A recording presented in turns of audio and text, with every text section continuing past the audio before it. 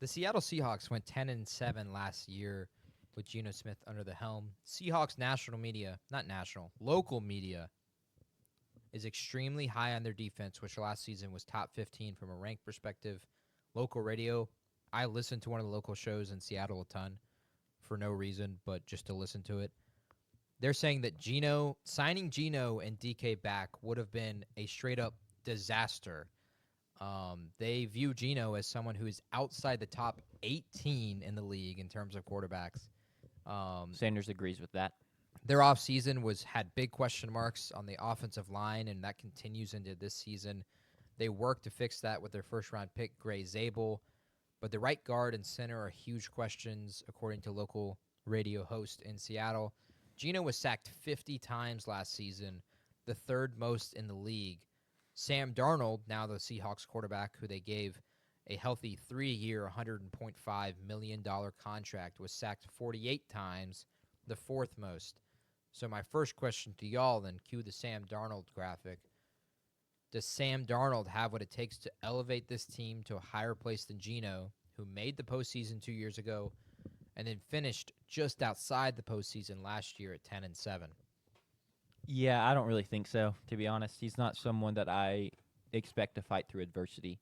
He's someone that kind of folds like a cheap suit in big moments, in my opinion. The games last year would confirm that, given that he not choked, had his worst 2 games in the 2 games that mattered most. It was the game for the 1 seed. Mm-hmm. Oh, in the last 2 games of the season last year, Week 18 at Detroit, playing for the number 1 overall seed and to win the NFC North, he threw for 166 yards, 18 for 41, 0 touchdowns, 0 picks, 55.5 passer rating. 18 for 41? 18 for 41. He completed 44% of his passes. Exactly. And wild card weekend against Los Angeles in Arizona, not even in the Rams facility, he threw for 245, 25 completions, 40 attempts, 1 touchdown, 1 interception, which the interception was kind of a game-changing one, and a 77.6 passer rating.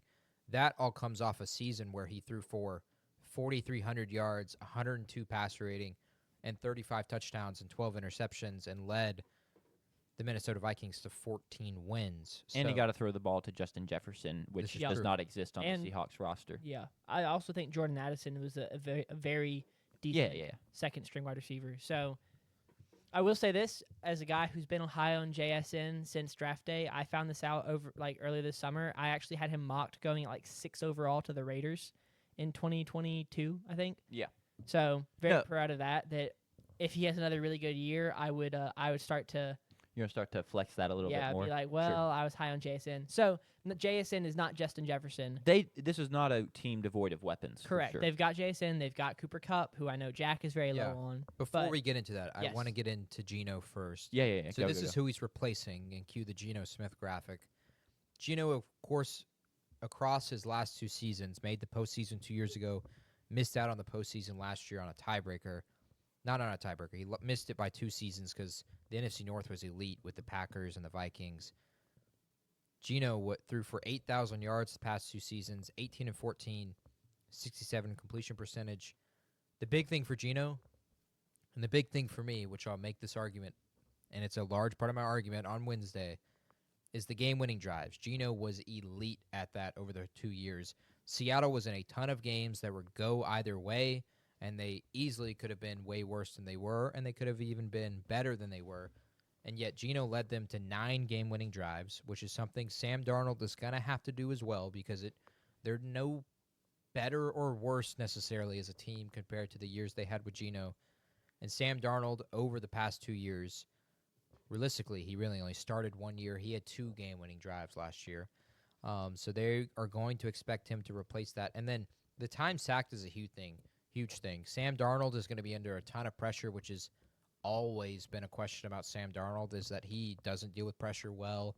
He throws stupid picks, and he kind of got away from that notion last year, being sacked the 4th most in the league and still having as productive as a season as he had.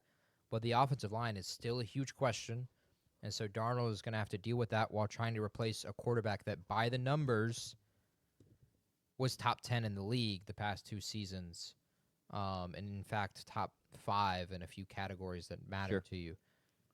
Darnold now with his weapons, which you can pull the 2024 Seahawks one first. Last year, JSN, DK Metcalf, and Tyler Lockett, as well as Noah Fant, had very productive seasons for them, 500 yards plus. JSN had 100 catches, 1130 yards, 6 touchdowns. He was targeted 137 times last year by Geno Smith. DK Metcalf with 66 receptions was targeted 108 times. So this was a team that threw the ball a ton with Geno. I will be curious to see if they'll do that again. They have no changes in the running back room, bringing back Kenneth Walker and Zach Charbonnet, who were actually big-time pass catchers for the Seahawks. A lot of checkdowns, a lot of design screens, those kinds of plays were ran a ton. A.J. Barner right now is their starting tight end. Had a decent season, especially from a touchdown Noah Fant got perspective. released, right? Noah Fant is not there ago. anymore. He's got released because of their first pick, their third pick. Apologies. Elijah Arroyo from Miami, the tight end, is looking to potentially be the starter at some point.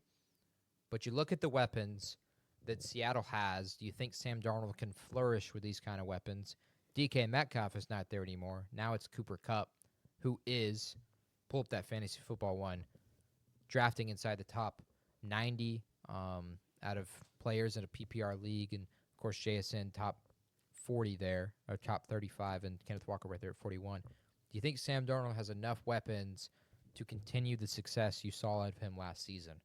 He does. Yeah, I agree. I really like the weapons they have there. They're definitely, it is not Justin Jefferson, but JSN and Cooper Kupp and Kenneth Walker are, I think, a very good skill group. And then also Marquez Valdez-Scantling, deep threat, right? Sometimes I get all the... he's a deep threat. That was his thing. Kind of all he does. New Orleans. Yeah, so that was his thing at Green Bay is where I remember him from, is he was basically just, you are just going to run a go route. So he brings that to the table. So it's a very diverse group. I think that it's going to be decent and suitable. So it'll just depend on, was what we saw from Sam Darnold for 16 weeks what he is now, or was what we saw from him for 2 weeks what he is? Yeah. Or is he somewhere in between? And if he's anything besides what we saw for the first 16 weeks, then it's just not going to go well. I think anything less than that, and it's just going to be the same as probably less than having Geno Smith there, and that they're going to be maybe make the wild card spot, or they're going to miss it. But it's not going to be. They're not going to win the NFC West. It's not going to blow anybody away.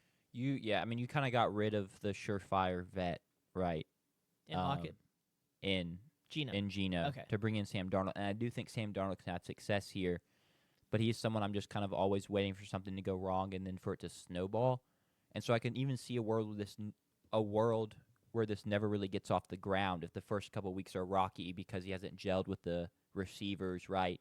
And he starts trying to do too much and gets in his own head, and all of a sudden he can't stop taking terrible sacks and he's throwing picks, and then it's like, okay, who's their backup? Do we know? Their backup It's Drew Lock. is not going to be Drew Lock, more than likely. Oh, Jalen Milroe then. Is Jalen Milroe. Milroe. He's not necessarily when I'm like, well, let me go hand over the key. You're not handing it over to a Joe Flacco or someone like that. But, I mean, I'm just saying, like, this could blow up. Yeah. This so easily could blow up. But at the same time, there is just as more likely of a scenario where there's good weapons in Seattle, and he had a good season last season, and he keeps it rolling. And I will say this to Seattle. Seattle is fortunate in some ways in that if it does blow up and Sam Darnold is week 18 and wild card Sam Darnold, then maybe you throw Milroe out there and he's got weapons around him and you say, well, maybe he can finish the season, winning like 2/3 of his games. Local radio has already guaranteed. Now, this was in large part after the draft.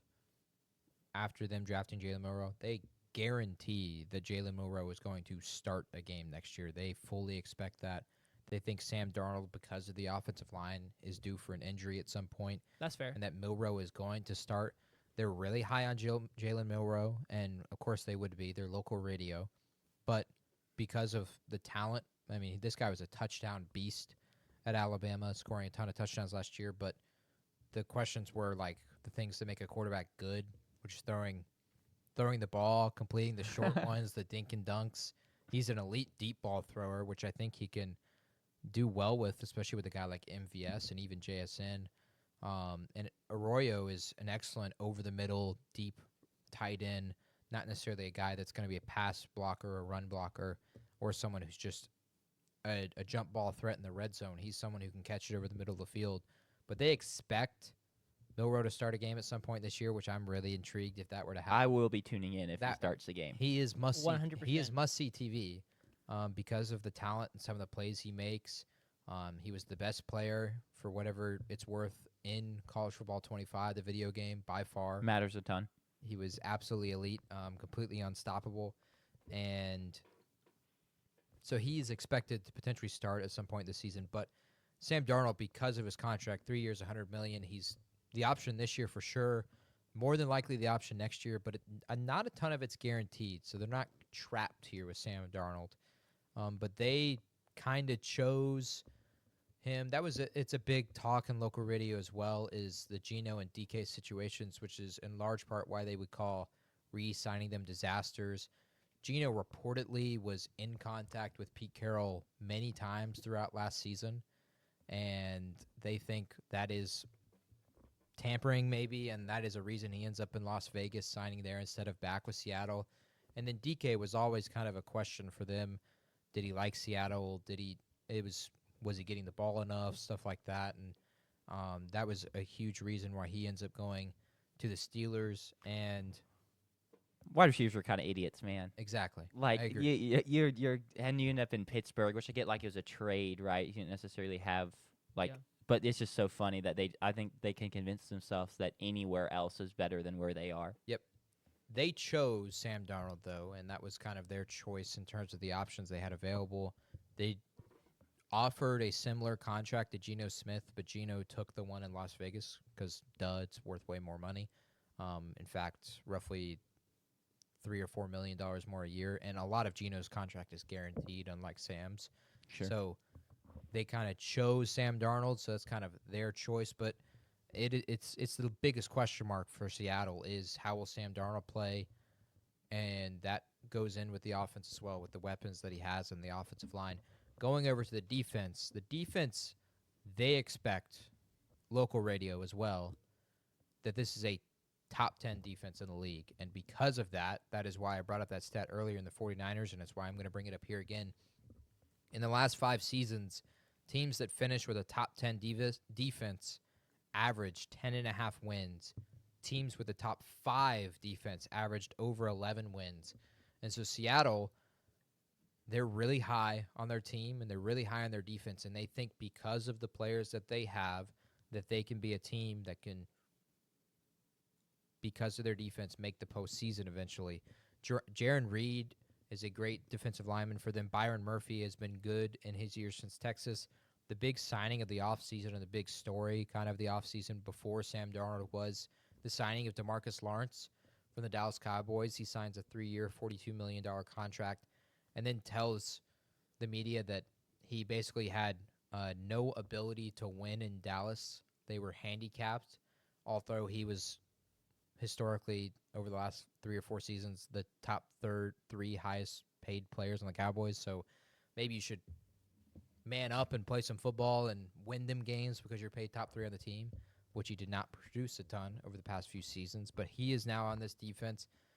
Their defensive backs, I think, are really, really good. Tariq Woolen and Devon Witherspoon didn't have great seasons necessarily from a PFF grade standpoint, so Sanders is probably lower on them. But they also add Nick Emenwari. Sorry, I didn't even want to try to pronounce it. You good? We got you. Sanders got you. He, I think, they think he's Cam Chancellor 2.0 on local radio there too. Which it's local radio. It's local radio. This highlights exactly what local radio is like, and they think he's going to be someone who's going to be really good for them. I don't expect him to start, but he could be in some nickel packages and some dime packages for Seattle. I guess my question to y'all is, are there weapons or players on this defense? Does this defense have the capability to be top 10 in the league this season? I think they do. I'm not necessarily, it's kind of well known on the least knowledgeable NFL guy on this podcast, but I at least like the defensive playmakers they have, especially like Tariq Woolen, Devon Witherspoon. Like they have guys that I trust to go make plays. And even if they didn't grade out very well last year, I feel like they did make plays when they were needed. And so I like that aspect a lot. And I don't know, I trust them to like kind of tighten up and get the job done. Yeah, you make fun of me for, they weren't graded high. They were graded high in PFF 2 years ago, though. Mm-hmm. So I'm still high on them. It carries over. It's not a one and done, give up on them kind of thing. As a matter of fact, 2 years ago, after that season, I remember being like, wow, do they have the best young cornerback in the room in the league right now? Mm-hmm. And, that didn't play out this year. They were not the best this year, but they're still very talented. And also just the fact that where they were able to find them with, I think Woolen was a 5th-round pick. So he was a late-round pick. Yes. Yeah, Woolen was a 5th-round pick, and then Witherspoon was a 1st-round pick, but he was part of that same draft class as Christian Gonzalez and Emmanuel Forbes that we were talking about earlier. Where was he drafted? Was he the first? I think he was. I don't remember where he was, but he's. I kind of want to say he was first off the board. I think he was also first off the board. It is not loading. Or at least out of those guys. Yeah, he was 5th overall. Wow. So that same class of a good cornerback class, or at least Witherspoon and Gonzalez have been good. But I do like both those cornerbacks. And then the Seahawks have done a pretty good job also in drafting, and JSN, Witherspoon, Charles Cross, who they hit on 6th overall in 2022, and then also on the other side of the offensive line, he's not exactly didn't play like it last year, I don't think, but Lucas Abraham, I believe, played good his rookie year. Mm-hmm. So I'll be interested to see how that pans out, and it'll also be they bring in Gray Zabel in the 1st round to help out on the offensive line. So. It's funny how quickly they flipped on Gray Zabel, the local radio. Now they don't believe in Gray Zabel, in which they were excited to draft him, if you right? remember, yeah. Yes, they were so excited about him, and they did an interview with him, and they thought he was the greatest guy ever, and he was all about football, and they were the way they were talking about him, it was like they were talking about how people were talking about Will Campbell and that kind of personality and potentially that kind of production. And now they are not high on him. They think he's a question mark. So it's why? Do they have reasoning for this, or just so his reasoning was, because he's a rookie, he's not expected to perform really well. Which it's historically that's true. It usually takes offensive linemen 2 to 3. So it's more of a they reverted back to the mean yes. for being really high, more so than they have specific reasons for being he's looked terrible. But they were camp. Quoted after the draft that they thought Gray Zabel could potentially be the greatest offensive lineman in Seattle Seahawks history. And now they're they're low on him. So we'll see how that plays out. And he's going to have to be a key piece for them on the offensive line. He's kind of like their 3rd best offensive lineman behind Abraham Lucas and, of course, Charles Cross, who was not in the top 10 in terms of offensive tackles in the most recent release by Jeremy Fowler, who's been releasing all the executive rankings for all the positions, and Charles Cross was outside that, but from a great perspective, he's played in that top 10 level, and he's kind of a surefire left tackle cornerstone for them.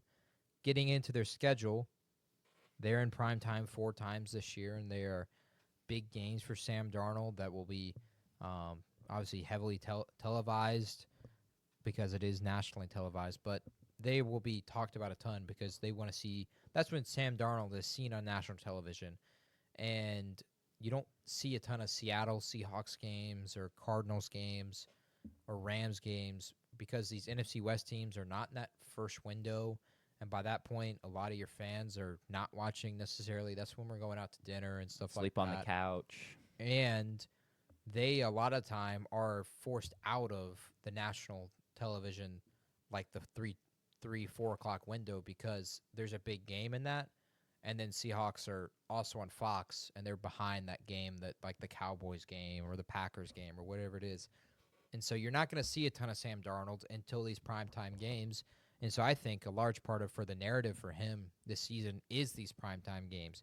Thursday Night Football at Arizona is a pivotal game early in the season. It's a pivotal divisional game as well. Monday Night Football, think of Seattle Monday Night Football. Tons of big games throughout their history there. They're hosting the Texans this year. They go on a bye. Sunday Night Football at Washington. That'll be a huge game. Jaden Daniels is must-see TV. So Sam Darnold compared up against Jaden Daniels will be fun to see. And then late in the season, they'll host the Rams on Thursday Night Football. But their schedule is not necessarily easy because of where they finished last season, finishing second in the division. And we're not high on them. I think in large part, I'm curious to see y'all's opinion. Is the schedule is a huge part of that? I think for me, the biggest part is I just don't obviously see Sam Darnold as good as Geno Smith. And I think a large part of Sam Darnold last season was Justin Jefferson, and just maybe it was just good fortune. And those last two games really showed what Sam Darnold was, in my opinion, and what we expected him to be. To throw another holiday at it, you said Sam Darnold kind of always snowballs Christmas. Nick Wright calls it Sam Darnold going pumpkin mode, and that was a huge thing throughout the season.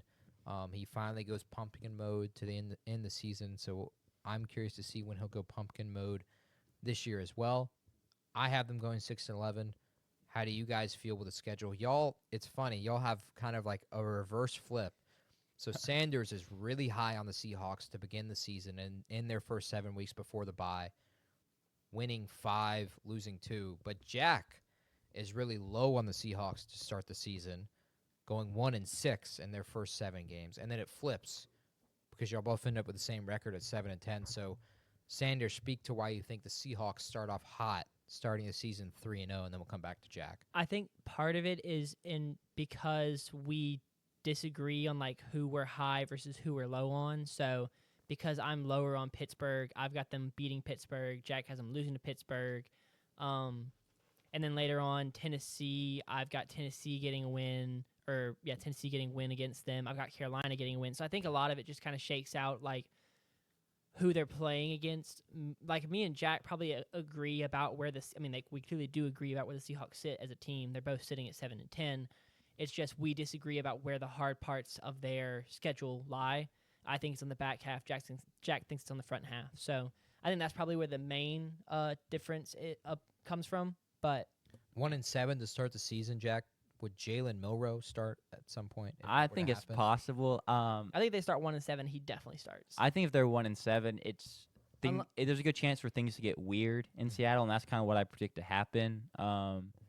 And I don't know. But I think it's gonna be a thing of like when things get weird, like they're gonna have some games where they kind of pull off some big wins, even if it maybe isn't Sam Darnold starting, or he maybe just has randomly a good game, or the defense pops off. Because it truthfully isn't really the schedule why I have them. I mean, I have them winning at San Francisco to end the season. I have them winning against Los Angeles, weeks 16. So it's not like, they take advantage of an easy schedule. I just think things are going to get weird. And even if the quarterback isn't going well, there's enough around them to kind of pull off some interesting stuff. I don't know.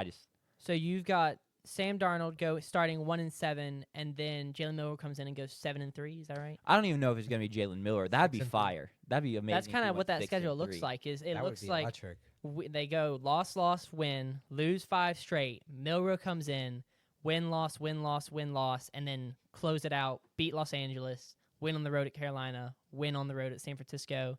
Jalen Milroe MVP? Question mark? No. That's what. Think about it that way. Rookie of the year. I don't know when Milroe's going to start. If he does, that's what I'm rooting for. What you just described, because that would be so funny and very electric. As an Alabama hater, I cannot cheer for that, but it would be quite funny. I would. You have said roll tide, good sir. Do not. So you call yourself an Alabama hater. I'm not going to tell this story and yet on you also air. said roll tide. I'm not asking you to tell the story. I hate Alabama. I hate Alabama. I hate Alabama in part because I have said roll tide. And you're dating a girl who's an Alabama fan. Yeah, You've been dating her for 3 years. I've never said that. I've said roll tide ironically. Yeah. I had only ever said never said it. Let's go. Yeah. I'll cheer for the only time. Have you ever been to an Alabama football game? Yes, I have. Okay. I went to an Alabama football game. But not to an Alabama football game wearing an Alabama shirt. I was there cheering on the Bulldogs. Yeah. Oh, see, I got to go to the Alabama-Georgia game. Yep. Which was very cool. I did say roll tide. I wore an Alabama polo. And I regret both of those things now. Well, so you should be high on Jalen Milroe then, no. given the way he played in that game. No. Jalen Milroe is so bad. I had him in fantasy. I had him in my college fantasy league. It was he led you to a title. He led you to I what in the every world? moment of it. Actually, he led you to the inaugural title of the dynasty league. I'm gonna stop talking about Alabama right now.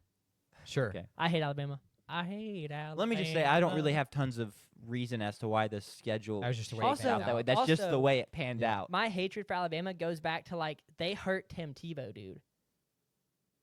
They hurt Tim Tebow in the SEC championship. They gave him that. They hit him in the back of the head or whatever. Sure. I hate Alabama so much. I don't think that. They But were- you they used were to the hate bad them, guys. and now you've come around on them. I hated You them. did. I hated them, and then I put on a face of I can stand them, and now I don't have to anymore, and I hate them again. See, I don't hate them at all Really? because I just think there's a lot more They were- hateable they were- teams in the No, SEC. see, they were the bad guys of my childhood, though. Yeah, I guess, but like I don't know. I always just like hated See, LSU you were an A&M more. fan. They were in the SEC, so like you don't care. I mean, they were in the SEC in 2012. At that point, I was 8 years old. So like, the stuff I remember most vividly is we were in the SEC. Yeah. But I always thought LSU. I hated them more. I Really? hated teams like Florida and Tennessee No, more. I I always had some sort of respect for Nick Saban, what he was doing at Alabama. Nope. I hated losing to them, hate um, Alabama. but I mean, we did also we have beat them in a couple times. Yeah. So I never liked them until like I could stand them with like Bryce Young. Like, Yeah. Bryce Young was the first quarterback. I was like, oh, I Wait, I when actually was Bryce Young the liked- quarterback? He was there 2020. He was the One? year the year after the COVID season, the year after. So the I year didn't you mind- and Abby and started he was dating. there. I didn't mind. So the year you and Abby started I dating. didn't mind Tua either. I've never said Roll Tide or wore a Crimson Tide shirt. So Yeah. I also think Yeah. there's like these later years as Georgia's really come on the scene. I've always disliked Georgia more. So as they're playing in the SEC championship game, I find myself rooting for Alabama because I really dislike Kirby Smart and whatnot. Yeah. And Yes. so there I am. I'm like, Tua, I need you to make this throw, and then bang, he hits Devontae Smith, and it's like, okay, good, Georgia doesn't win. Let's get back to the Seahawks because I have to figure out if I'm gonna try and cut this conversation out of the YouTube video. absolutely not. This All right. is- Well, I hope you Seahawks fans care about what we think about Alabama. It's for the show. Y'all he do have hates y'all because he doesn't like Jalen Milroe. That's We're right. over that's here. their We're third pro. string quarterback. I have a Seahawks jersey too. Actually, I do not. I do not have any Seahawks jerseys. I have a Russell Wilson one. I I have was a- devastated jersey. when Russell Wilson threw the pick on the 2-yard line. That broke my heart. I'm right there. I with think you. it broke everyone's. I was- Alabama I- and the we were Patriots are the celebrating. same I was thing. in Yeah, a 'cause you're- Patriots household. So Yeah. Alabama and the Patriots are It the was same sick. thing. They're both the bad guys of our childhood. See, I can get behind that with the Patriots, but not with Alabama. I do hate the Seahawks for the replacement. This is refs for the game. Seahawks fans. Because Why that are you was telling Seahawks bullshit. fans If you that remember that one, the Monday Night Football one where the it was Green Bay Packers thrown one? into the Hail Mary. Yeah, that Yeah. was Oh, absolutely. yeah. Yeah, He that had was. a hand on the ball, and that's a catch for. I think Seahawks fans know Oh. that was. That one hurt me as That was the Aaron wild. Rodgers lover. I that one did annoy Yeah, me. that one. Was We're just bad, but dissecting all the Seahawks. Who knew lore. that? Yeah, I was about to say who knew that we all had such deep Seahawks lore. I will be wearing My younger a brother Seahawks Harris. jersey very soon. So Harris is like a Seahawks fan in the same way. He's a Lions fan, but he likes Geno because he had him on fantasy 2 years ago. Mm. His But he first- also is a his first- Titans fan, so you just like the whole league. no. Okay, he's a Lions fan. He's a Will Levis fan, and he's a Geno fan. So he's a Raiders fan now. I don't know. He's probably gonna be like me. When Peyton left the Colts, it was a lot. Like I wasn't a huge Broncos fan. Like I was. I don't know. I don't think he's gonna follow. I don't think he's gonna follow him. I wish. Where's my iPad? Harris, I texted. So when we'll do this after this. We'll do this after this. when The Seattle Seahawks. Seattle closes out the season in a loss to San Francisco, I will have them at 6-11, and it's in large part I am not high on Sam Darnold, and I think a big part of it is they're going to be in a lot of close games, and I just don't see them pulling out those games because they don't have Le Goat, Geno Smith, who had 9 game-winning drives over the past 2 seasons, which was second only to potentially the GOAT of game-winning drives, Patrick Mahomes, who had 12.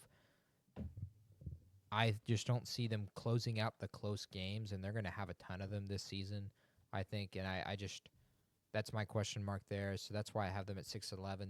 I have them 4th in the NFC West, while Sanders and Jack have them 3rd. But that closes out our NFC West as a group. We have Seattle going 6-11 as well.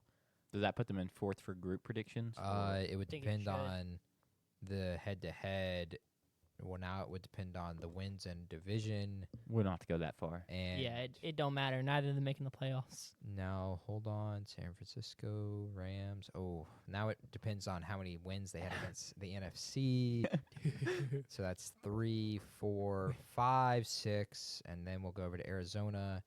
Arizona has 3, 4. So the Seattle Seahawks are third in our division, and the Arizona Cardinals are fourth in the NFC West.